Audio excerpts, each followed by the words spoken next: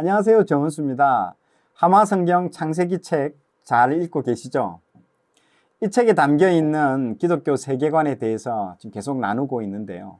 오늘도 이 책 내용 중에 일부분을 나눠보도록 하겠습니다. 오늘은 죄를 범한 인간은 어떻게 되었는지에 대해서 알아보도록 하겠습니다. 죄는 하나님과 관계를 파괴하고 단절시킵니다. 이게 가장 무섭습니다. 그래서 첫째로 하나님을 두려워하게 되는 것이죠. 아담과 하와가 죄를 지은 후 하나님의 음성이 들릴 때 두려움을 느끼게 되죠. 그렇게 사랑스럽던 하나님의 목소리가 이제는 무서운 책망의 목소리로 들리게 된 것입니다. 두려움은 여러분 감정이 아니라 영적인 실체입니다. 요한 1서 4장 18절에 보면요, 사랑 안에 두려움이 없고 온전한 사랑이 두려움을 내쫓나니 두려움에는 형벌이 있음이라. 두려워하는 자는 사랑 안에서 온전히 이루지 못하였느니라. 사랑이 없는 두려움은 하나님으로부터 오는 것이 아니라 사단에게서 옵니다. 그래서 두려움에는 형벌이 있는 것이죠. 오직 하나님께로부터 오는 두려움은 형벌이 없고 회개로 인한 구원을 가져다 줍니다. 지옥 갈까 무서워서 신앙생활 하는 것이라면 아직 죄의 노예 상태에 있다는 것을 깨달아야 합니다. 하나님은 우리에게 이러한 두려움을 주시지 않습니다. 둘째는 하나님을 피하여 숨는다는 것이죠. 아담과 하와는 선악과를 먹은 그날 바람이 불 때 에덴 동산에 거니시는 하나님의 목소리를 듣게 됩니다. 에덴 동산은 항상 하나님과 아담과 하와가 사랑과 기쁨을 나누었던 충만한 교제의 장소였죠. 그러나 범죄한 그날은 달랐습니다.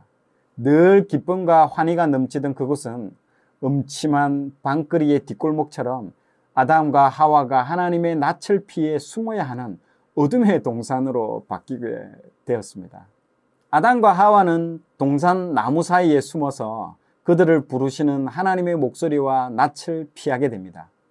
하나님과의 관계가 단절되면 여러분 숨게 되는 것이죠. 그리고 이것 때문에 하나님의 임재 가운데 나가지 못합니다. 하나님의 임재란 하나님과 함께 하는 것입니다. 나를 기뻐하시고 사랑하셔서 나와 함께 하시는 그분 앞에 있는 그대로 나아가는 것입니다. 이것이 참된 기도요 예배인 것이죠.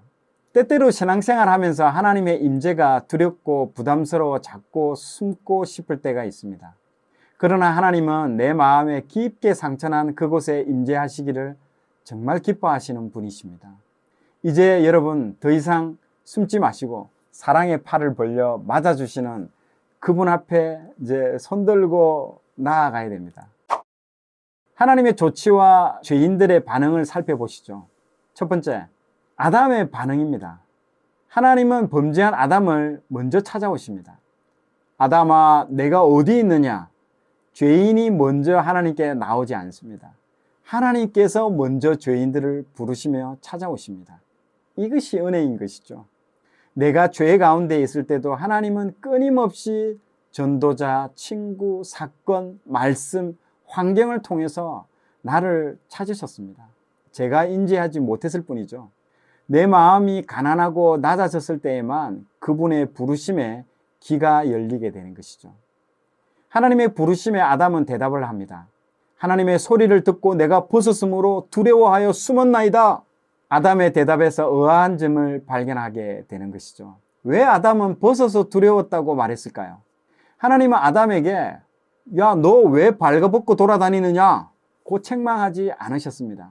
그런데 아담이 왜 저런 말을 먼저 한 것인가요? 이것이 선악과를 먹은 결과인 것입니다. 두려워하지 않아도 되는데 두려워하는 아담을 볼 수 있습니다. 예전에 어떤 책에서 본 내용인데요. 사람들이 두려워하는 내용을 조사해 보니 두려움의 그 95%가 일어나지도 않고 사실이 아닌 내용이었습니다. 이처럼 사단은 거짓된 두려움을 사람에게 심어줍니다. 죄로 인해 하나님과 분리된 사람들은 평생 동안 두려움과의 싸움을 하게 되는 것이죠. 그래서 성경에서 가장 많이 나오는 구절이 두려워 말라입니다. 무려 365번 이상 나온다고 하더라고요. 왜 이렇게 많이 말씀하시는가요? 네, 우리가 두려워하기 때문에 그런 것이죠. 하나님은 아담에게 먹지 말라고 한 그 나무 실과를 먹었느냐고 물으십니다. 아담에게 회개할 기회를 주신 것이죠. 처음에 하나님이 아담아, 내가 어디 있느냐 물으셨을 때 하나님이 먹지 말라고 한 그 사무실가를 제가 먹었습니다. 용서해 주세요 하고 해결을 했었어야 했습니다. 그런데 죄인이라서 그 말을 하지 못한 것이죠.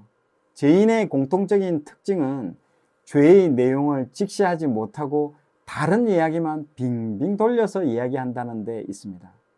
아담은 자기 죄를 인정하지 않고 변명하고 전가한 것이죠. 그것도 하나님께 전가를 한 것입니다. 하나님이 주셔서 나와 함께 있게 하신 그 여자가 그 나무 열매를 나에게 주므로 제가 먹었습니다. 자기 죄에 대해서 변명과 책임 전가를 하면 회개를 할 수가 없게 되는 것입니다. 이것이 가장 큰 불행인 것이죠. 회개는 하나님이 은혜를 주셔야 할 수 있습니다. 회개를 모르는 사람들은 내가 회개할 수 있다고 생각하는데요. 그래서 자기 죄를 인정하고 울부짖고 죄의 목록을 막 쓰고 이렇게 하죠. 그러나 그것은 회개의 과정이지 핵심이 아닙니다. 정말 중요한 핵심은 자기 죄를 용서받는 것입니다. 죄의 용서는요, 내 노력으로 받을 수 있는 것이 아닙니다. 오직 하나님만이 우리 죄를 용서하실 수 있습니다. 그래서 회개의 은혜는 하나님만이 주실 수 있는 것이죠. 자기 죄를 인정하고 통회하고 겸손한 마음으로 회개의 자리로 나아가면요, 하나님께서 회개와 용서함의 은혜를 여러분께 주십니다. 두 번째는 하와의 반응이죠. 하와도 뱀이 나를 꿰었으므로 내가 먹었습니다 라고 책임 전가를 하고 있습니다. 말씀에 불순종해서 죄 지은 것에 대해 죄책감을 느끼지 않고 있습니다. 그것을 인정하지 않는다는 것이죠. 하나님 말씀을 가볍게 여기고 불순종하는 사람은 죄책감이 없어서 회개를 하지 못합니다. 아담과 하와의 공통점은요, 두 명 모두 자기 죄에 대해 변명을 했다는 것입니다. 여러분, 변명이란 자기의 잘못을 변호하고 합리화하는 것입니다. 자기 죄가 얼마나 하나님 앞에 심각한지 모르기 때문에 변명을 하는 것이죠. 그러나 죄의 변명은 죄가 그 사람 안에서 합법적으로 안주하게 된다는 것이죠. 아담과 하와가 죄를 지을 수 있습니다. 그러나 그 죄를 짓고 난 후의 태도에 따라서 전혀 반대의 길을 갈 수 있는 것이죠. 베드로와 가룟 유다의 경우도 그랬습니다. 같이 예수님을 배반했지만요, 베드로는 회개하고 예수님의 용서와 사랑을 받아들인 데 반해 가룟 유다는 회개하지 않고 예수님의 용서도 받아들이지 않은 채 죽음의 길로 간 것이죠. 죄는 하나님의 말씀을 지키지 않는 것입니다. 하나님의 기준을 벗어난 것이죠. 사단은 사람이 범죄케 함으로 하나님과 원수가 되게 하는 것이 그들의 목적입니다. 뱀이 받는 형벌입니다. 하나님은 행한 대로 보응하십니다. 뱀, 여자, 남자 차례대로 직접적인 죄에 연관된 순으로 죄의 결과에 대해 말씀하십니다. 먼저 뱀이 원인을 제공했기 때문에 뱀에게 제일 먼저 저주를 내리십니다. 첫 번째로 모든 육축과 들짐승보다 더 저주를 받아 배로 다니고 종신토록 흙을 먹게 하십니다. 뱀은 처음부터 배로 기어다니지 않았음을 우리는 이 구절에서 알 수 있습니다. 지금 현재 뱀의 모습이었다면 하와는 뱀과 대화를 아마 나누지 않았을 것입니다. 저주받은 후 뱀의 모습은 사람이 보기에 혐오스럽게 바뀌었던 것이죠. 하나님의 저주는 그 존재를 굴욕적으로 낮춰버리십니다. 원래 하나님은 모든 들짐승보다 뱀에게 더 지혜로운 은사와 복을 주셨죠. 그러나 뱀은 그것을 통해 하나님께 영광 돌리지 않고 죄의 도구로 사용하였습니다. 그래서 하나님은 그 복을 거두어 가십니다. 하나님의 창조 원리, 저주 원리는 태초나 지금이나 여러분 동일합니다. 두 번째, 여자와 원수가 되는 형벌을 내리십니다. 하나님은 사단의 후손과 하나님의 영적인 후손을 영원한 원수 관계로 만드셨습니다. 여자의 후손은요, 예수 그리스도를 상징하며 예수님께 속한 모든 자녀도 이에 해당됩니다. 그리스도인과 사단은 영원히 원수 관계일 수밖에 없습니다. 이 세상에서 그리스도인으로 살아가려면 사단과의 영적 전투는 필연적입니다. 내가 피한다고 없어지는 것이 아닙니다. 내가 예수님을 영접하는 순간부터 사단과는 평생 원수 관계가 되는 것이죠. 갈라디아서 4장 4절, 때가 참에 하나님이 그 아들을 보내사 여자에게서 나게 하시고, 갈라디아서에서 예수님을 여자에게서 나게 하셨다고 말하고 있습니다. 일반적인 표현은요, 보통 남자의 후손이라고 표현하는데요. 예수님만은 여자의 후손이라고 딱 말하고 있습니다. 이는 창세기 3장 15절 말씀을 성취하는 것이죠. 여자가 받는 형벌입니다. 하와에게 주신 첫 번째 형벌은 임신하는 고통을 크게 더하신 것입니다. 원래 여자가 임신하는 것이 복이었습니다. 그러나 그 복이 고통으로 바뀐 것이죠. 여자들이 일생에 가장 피하고 싶은 고통은 출산의 고통이라고 하더라고요. 하나님께서 고난을 주신 것이죠. 출산의 고통을 느낄 때마다 하와가 지은 죄를 기억하는 것이 여러분 성경적입니다. 여자들이 그 고통을 통해 죄에 대한 경각심을 깨닫고 더불어 용서하시는 그 하나님의 사랑을 알도록 하신 것이죠. 여자의 두 번째 형벌은 남편을 사모하고 남편이 아내를 다스리도록 하신 것입니다. 여자는 남자의 돕는 배필의 역할이라는 그 특권을 주었는데 돕는 배필의 역할을 하지 않을 때 그 지위를 현저하게 낮춰버리신 것입니다. 아내는 남편의 그 다스림을 받는 위치로 가게 된 것이죠. 그리고 남편을 전적으로 의지하고 사모하게 하십니다. 다음은 아담의 형벌입니다. 아담의 죄는요, 하나님의 말씀 대신 아내의 말을 듣고 선악과를 따먹은 것입니다. 물론 아내는 남편의 돕는 배필로 지어졌기 때문에 아내의 말을 들어야 합니다. 그런데 아내의 말이 하나님 말씀을 거스릴 때는 하나님 말씀을 들어야 되는 것이죠. 아내의 말을 거절하지 못한 것이 아담의 죄인 것입니다. 하나님은 아담에게 땅을 직접 다스릴 권한을 주셨습니다. 주인처럼 맡기신 것입니다. 그런데 아담의 죄로 인해 하나님은 땅을 저주하십니다. 주인이 범죄할 때는 주인에게 속한 모든 피조물도 함께 저주를 받게 하신 것이죠. 이것이 바로 하나님의 창조 질서입니다. 하나님의 창조 질서는요, 하나님, 사람, 피조물 순입니다. 땅이 저주받은 결과 엉겅퀴와 가시덤불을 내며 사람에게 거역하기 시작합니다. 사실 땅도 주인을 거역하며 원치 않는 결과물을 내는 것에 아마 땅도 괴로워하고 있습니다. 그리고 지금까지 모든 피조물이 인간의 죄로 인해서 신음하고 있는 것이죠. 모든 피조물은 속히 하나님의 아들들이 나타나서 그들을 회복시켜 주기를 지금도 고대하고 있습니다. 로마서 8장 19절 말씀해 보면요, 피조물이 고대하는 바는 하나님의 아들들이 나타나는 것이니, 하나님은 아담에게 종신토록 수고하고 땀을 흘려야 간신히 생계를 유지할 수 있게 하셨습니다. 범죄 전에는 힘든 고생 없이 하나님께서 주신 에덴 동산의 각종 나무의 실과를 임의로 따먹고 즐겁게 경작하고 다스렸습니다. 그러나 이후에는 먹고 사는 문제에 대해 많은 시간과 노동을 들이게 하신 것이죠. 왜일까요? 이러한 노동의 수고는 하나님께서 우리를 구원하시려고 만드는 일종의 안전장치입니다. 이전에는 만물을 다스리고 경작할 때 땀 흘리는 수고가 없어도 단지 그 역할을 통해서 하나님과의 교제가 충만할 수 있었습니다. 하나님과 분리되기 전이었기 때문인 것이죠. 그러나 이제는요, 선악과를 먹은 범죄로 인해서 거룩하신 하나님과 분리된 채로 살아가야 합니다.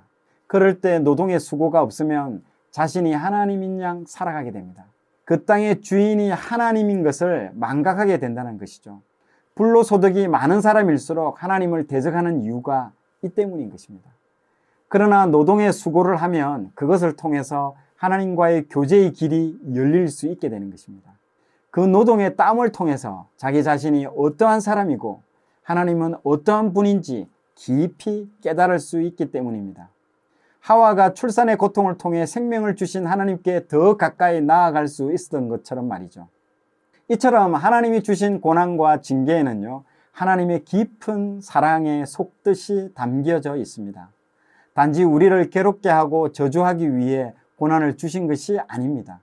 출산의 고통, 노동의 땀, 이러한 숭고한 고난과 징계를 통해 하나님과의 더 깊은 만남과 겸손을 우리는 배울 수 있습니다. 그리고 하나님은 아담에게 흙에서 나왔으니 흙으로 돌아가라고 하십니다. 왜 죽게 되었을까요? 죄 때문인 것이죠. 사람이 죽는 것은요, 늙어서 죽는 것이 여러분 아닙니다. 생물학적으로는 세포의 수명이 다해서 죽는 것이지만요, 실제는 죄로 인해서 죽는 것입니다. 아무리 열심히 살아봤자 죄인은 결국 원점인 흙으로 돌아간다는 것이죠. 그러나 아담은 이러한 하나님의 징계의 말씀 속에 담긴 새로운 생명의 의미를 깨닫게 되는 것이죠. 그래서 아내에게 하와라는 이름을 줍니다.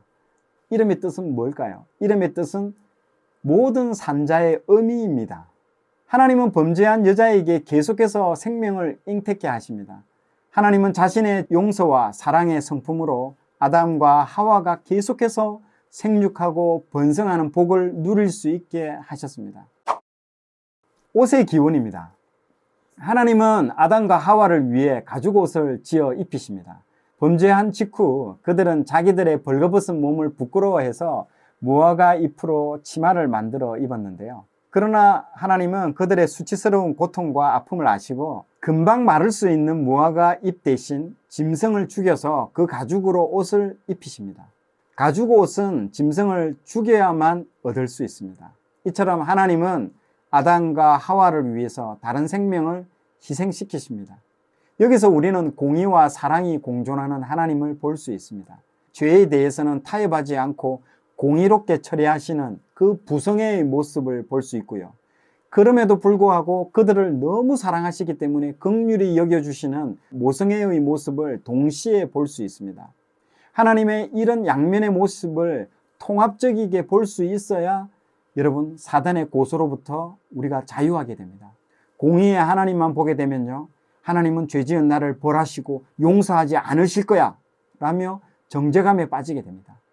하나님의 사랑의 성품을 믿지 못하게 되는 것이죠. 그러나 하나님은 의인에게 가죽옷을 입힌 것이 아니라 죄인에게 가죽옷을 입히셨음을 믿어야 됩니다. 짐승의 희생을 통해 지어진 가죽옷을 통해서 우리는 어린 양 대신 예수 그리스도를 예표적으로 보게 되는 것이죠. 예수님의 보혈로만 우리의 수치를 온전히 가릴 수 있고요. 우리의 죄를 완전히 씻을 수 있게 된다는 것이죠. 아담과 하와는 에덴 동산에서 추방당합니다. 죄인인 인간이 생명나무의 열매를 따먹지 못하게 하기 위해서인 거죠. 생명나무의 열매를 먹을 자격은 의인에게만 있습니다. 먹으면 하나님과 의로운 관계 안에서 영원히 살게 되는 복을 누리게 되는 것이죠. 그러나 죄인이 생명나무 열매를 먹으면요, 죄의 고통 가운데 영원히 살게 되는 또 다른 불행을 겪게 되는 것이죠. 그래서 하나님은 에덴 동산에서 아담과 하와를 쫓아내심으로 죄인들을 보호하신 것이죠. 요한계시록 2장 7절에 보면요, 기 있는 자는 성령이 교회들에게 하시는 말씀을 들을지어다. 이기는 그에게는 내가 하나님의 낙원에 있는 생명나무의 열매를 주어 먹게 하리라. 하나님은 아담과 하와가 떠난 에덴 동산을 폐기하지 않으시고 천사들로 보호하게 하십니다. 에덴 동산을 나중에 사용하기 위해 그대로 두신 것이죠. 에덴 동산은 회복을 의미합니다. 복락원의 대표적인 모습인 것이죠. 하나님의 계획은 원대하십니다. 지금은 비록 인간들이 죄를 지어서 에덴 동산에 들어올 자격이 없지만요, 후에 예수 그리스도를 통해서 의인된 사람들이 다시 에덴 동산으로 돌아올 것에 대한 계획을 가지고 계십니다. 하나님은 시공간의 제약을 받지 않으시는 영원한 분이십니다. 요한계시록 22장 1절에서 2절 말씀, 또 그가 수정같이 맑은 생명수의 강을 내게 보이니 하나님과 및 어린 양의 보좌로부터 나와서 길 가운데로 흐르더라. 강 좌우에 생명나무가 있어 12가지 열매를 맺되 달마다 그 열매를 맺고 그 나무 잎사귀들은 만국을 치료하기 위하여 있더라. 사도 요한은 환상 가운데 새하늘과 새 땅에 펼쳐진 에덴 동산을 바라봅니다.